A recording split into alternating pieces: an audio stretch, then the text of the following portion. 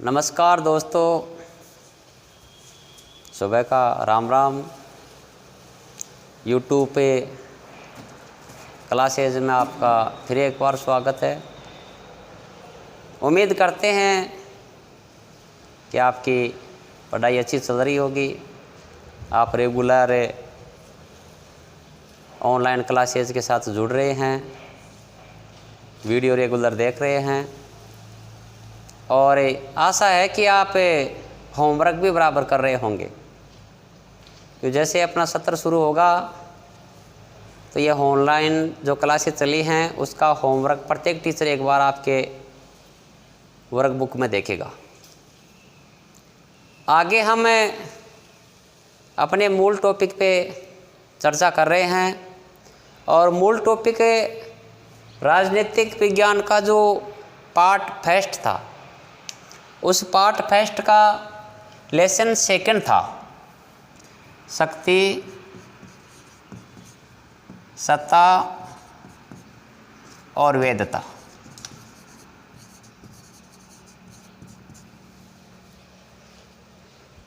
उधर वीडियो में पार्ट 13, इसमें अपना ये टॉपिक कंप्लीट हो गया शक्ति। और आज अपना सेकंड टॉपिक चलेगा सत्ता।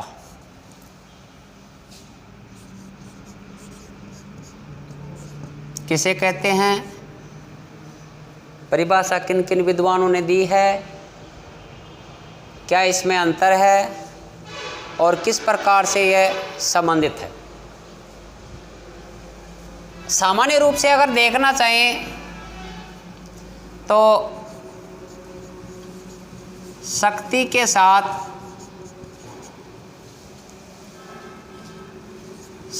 साथ जब वैधता जुड़ती है, शक्ति के साथ जब वैधता जुड़ती है तो वह सत्ता कहलाती है। यह वैधता, यानी हम शक्ति, सत्ता और वैधता पढ़ रहे हैं। शक्ति हमारा टॉपिक कंप्लीट हो चुका है, सत्ता हम शुरू कर रहे हैं। तो यह सत्ता किसे कहा जाता है, इसमें ज़्यादा लंबी चौड़ी याद रखने की कहानी नहीं है, बस छोटा सा समझने का फेर है कि इस शक्ति के साथ जब ये जुड़ता है, शक्ति के साथ जब ये जुड़ता है तो ये निकल के बाहर आता है। शक्ति के साथ जब वैधता जुड़ता है तो वो सत्ता का निर्माण करता है, बस उसे ही सत्ता कहते हैं। अब इसको लेकर के रॉबर्ट बाइस्टैंड सत्ता किसे कहते हैं, रॉबर्ट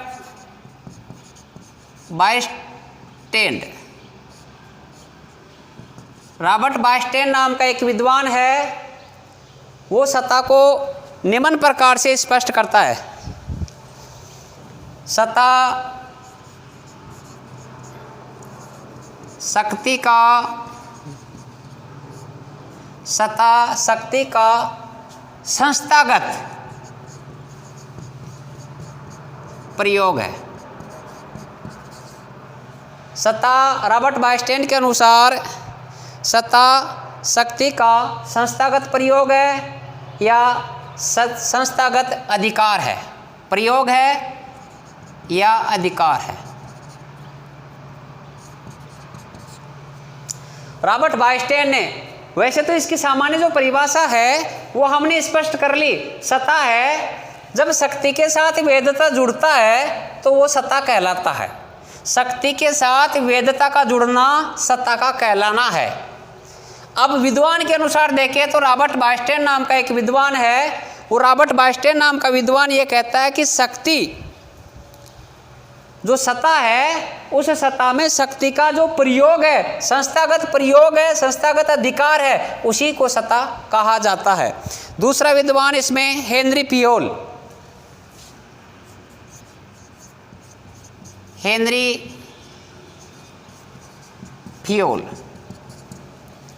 हेनरी पियोल के अनुसार जो सत्ता है वो आदेश देने का अधिकार और आदेश पालन करवाने की शक्ति है। हेनरी फ्योल कहता है सत्ता आदेश देने का अधिकार और आदेश पालन करवाने की शक्ति है। रॉबर्ट बाइस्टेन ने सत्ता शक्ति का संस्थागत प्रयोग है, संस्थागत अधिकार है। हेनरी फ्योल कहता है कि सत्ता आदेश देने का अधिकार, क्योंकि इसके साथ वैधता कानूनी प्रक्रिया, आदेश के साथ कानूनी प्रक्रिया जुड़ती है। हेनरी फ्योल ने स्पष्ट कर दिया है सत्ता आदेश देने का अधिकार है और आदेश पालन करवाने की शक्ति है। सत्ता आदेश देती है और उस आदेश की पालना करवाती है, वही शक्ति है, उसे ही शक्ति कहा जाता है। एक विद्वान और है पीटरसन। तीसरा जो विद्वान है पीटरसन ने सत्ता का प्रयोग, सत्ता को परिभाषित आदेश देने और उसके पालन की आज्ञा, सत्ता आदेश देने और उसके पालन की आज्ञा करवाने की शक्ति है। इन तीनों विद्वानों ने सत्ता को अपने अपनी विचारधारा के माध्यम से स्पष्ट किया है। सत्ता का सामान्य अर्थ है कि जब शक्ति के साथ वैधता जुड़ती है तो वो सत्ता कहलाती है। रॉबर्ट बाइस्टेन ये बात कहता है कि सत्ता शक्ति का संस्थागत प्रयोग है, अधिकार है। हेनरी फ्योल कहता है सत्ता आदेश देने का अधिकार और आदेश पालन करवाने की शक्ति है। पीटरसन कहता है सत्ता आदेश देने और उसके पालन की आज्ञा करवाने की शक्ति है।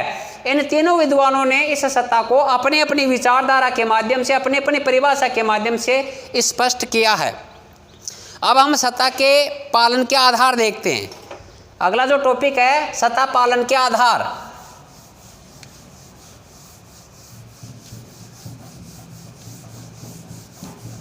सत्ता पालन के आधार।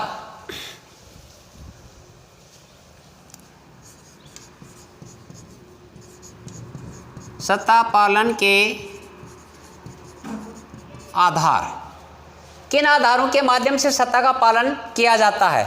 सामान्य रूप से अगर इसको देखना चाहें तो सत्ता पालन के 4 आधार हैं और वो 4 आधार निम्न प्रकार से हैं। सत्ता पालन के 4 आधार बताए गए हैं जो निम्न प्रकार से हैं। सत्ता पालन के 4 आधार बताए गए हैं जो निम्न प्रकार से हैं। नंबर 1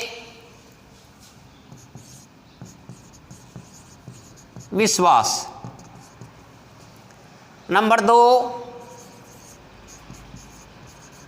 एकरूपता। नंबर 3 लोकहित। एकरूपता। नंबर 3 लोकहित। और नंबर 4 दबाव समूह।